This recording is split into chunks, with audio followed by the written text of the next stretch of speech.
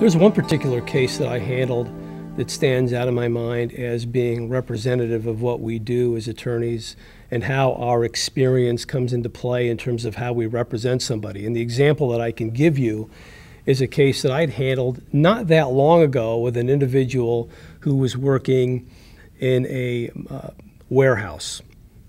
And he had been standing about 20 or 25 feet off the ground on some internal scaffolding, and he fell. And unfortunately, he struck his head on the way down, and he suffered a traumatic injury to the head, which resulted in a closed head injury. Now, those cases are interesting and important for a couple of reasons, because anybody who has handled a head injury, in a particular a closed head injury case, knows that oftentimes the symptoms associated with a closed head injury or a TBI, a traumatic brain injury, can manifest later down the road.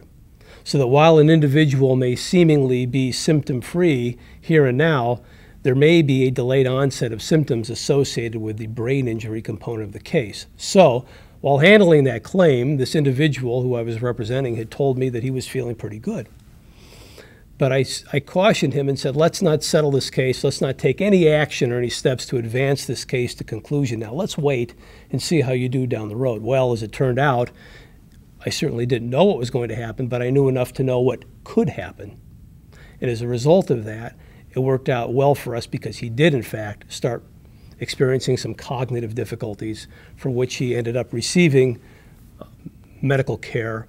It delayed the resolution of his case, but it certainly did to his benefit, because it allowed him to receive all of the medical attention that he needed.